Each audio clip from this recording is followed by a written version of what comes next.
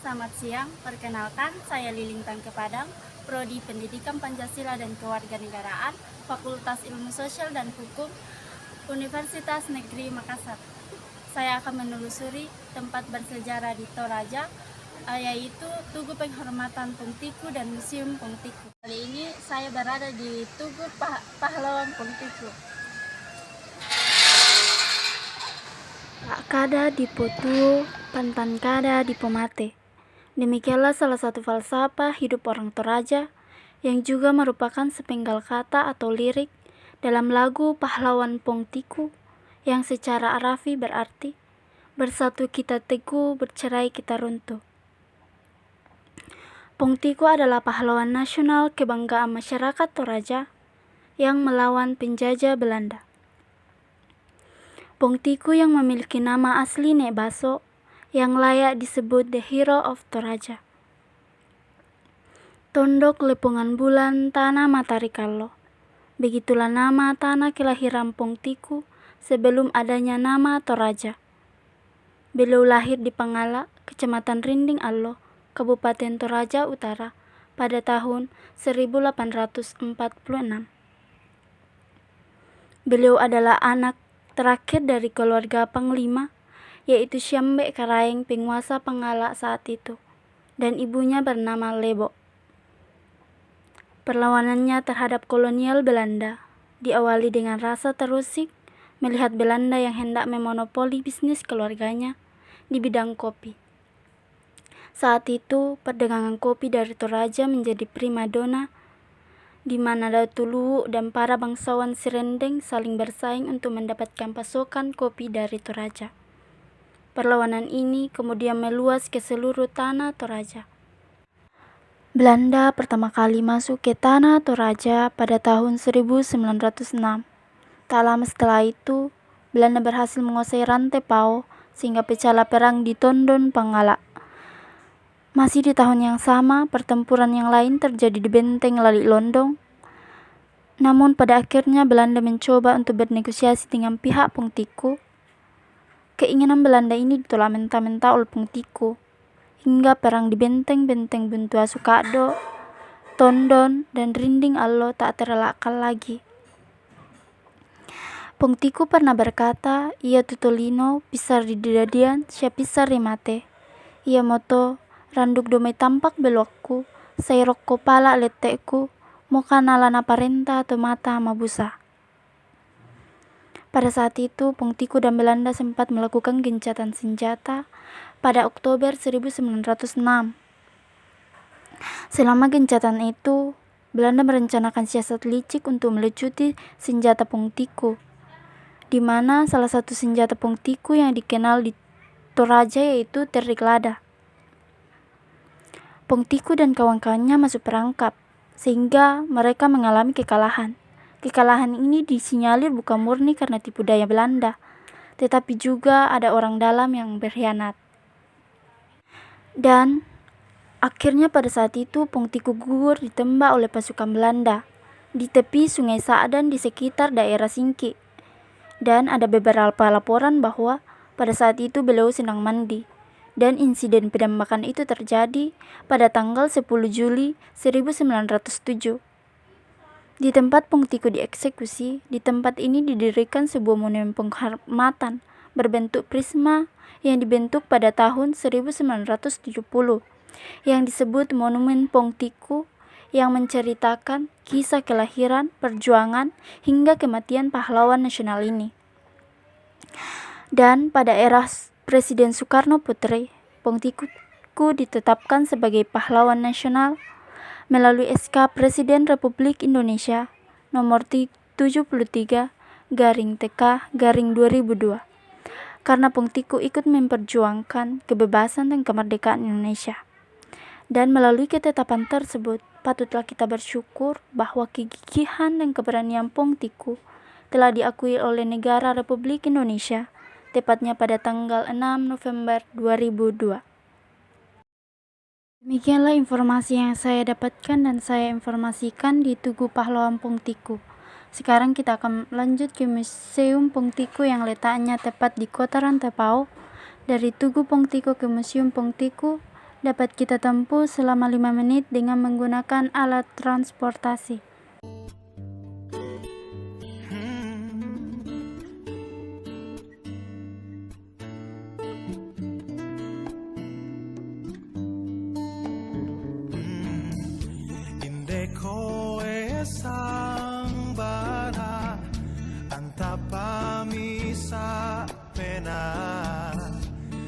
Sirande pala ulembangan tondokta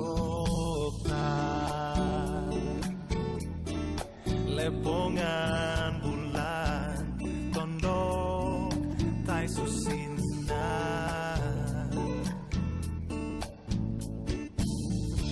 inde tu kada balota bisa kada di Pantan kada di pomate ukolian tondota matahari alo tondok toraya. Museum Pongtiko adalah museum umum yang menyediakan koleksi yang berkaitan tentang masyarakat Toraja. Museum Pongtiko ini mengoleksi beberapa alat atau barang yang digunakan di dalam ritual-ritual adat Toraja. Saat ini saya sudah berada dalam Museum Pongtiko. Marilah kita menelusuri koleksi yang ada di dalam. Mari. Saat ini saya bersama Pak Farlim. Beliau merupakan salah satu pegawai yang bekerja di Museum Pongtiko. Beliau yang akan menemani saya menelusuri Museum Pongtiko. Sebelumnya, terima kasih kepada Bapak yang sudah meluangkan waktunya. Museum Pongtiko ini mengoleksi beberapa alat atau barang yang digunakan di dalam ritual-ritual adat Toraja, di mana pada lantai pertama menyimpan koleksi khusus untuk rambu solo atau upacara kematian, dan pada lantai kedua menyimpan koleksi khusus untuk rambu tuka atau upacara-upacara syukuran. Dan di lantai pertama ini adalah koleksi khusus rambu solo. Dan yang sangat menarik di sini terdapat dua buah mumi yang berjenis kelamin laki-laki dan perempuan, yang mana diperkirakan sudah beratus tahun lamanya. Namun, pihak museum mengeluarkan aturan agar setiap pengunjung tidak diperkenankan mengambil foto atau video dari mumi tersebut, dan pengunjung hanya bisa melihatnya saja karena dengan alasan keamanan.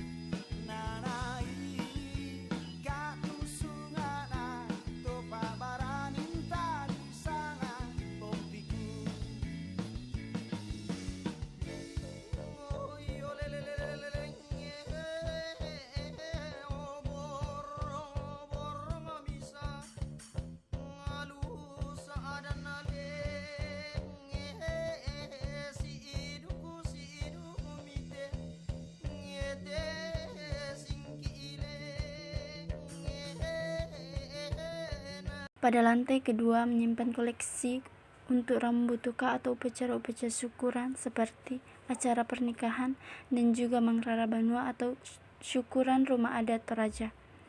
Juga terdapat senjata atau rompi keamanan yang digunakan Pongtiko saat di medan perang melawan pasukan Belanda.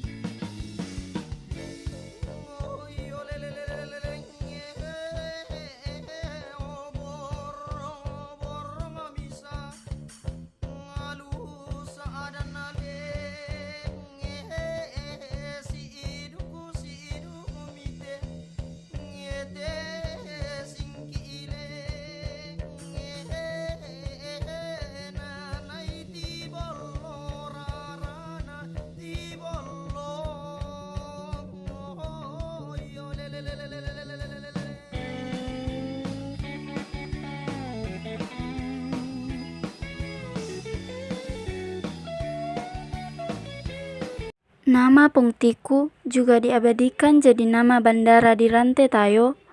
Selain bandara dan monumen, dibangun pula lah patung Pongtiku yang dapat kita lihat di tengah kolam buatan di kota Makale, dan juga patung Pongtiku yang menunggangi kuda di dekat Museum Pongtiku yang biasa disebut pacuan kuda.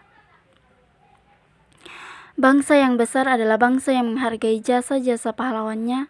Tak ada merdeka tanpa perjuangan mereka. Demikianlah kunjungan saya ke Tugu dan Museum Pongtiku. Semoga memberikan manfaat dan dapat diterima menjadi tugas final saya pada pengantar ilmu sejarah. Dan bagi teman-teman yang berkesempatan datang ke Toraja, jangan lupa kunjungi situs bersejarah kami, yaitu Tugu Pahlawan Pongtiku dan Museum Pongtiku. Sekian dan terima kasih, sampai jumpa.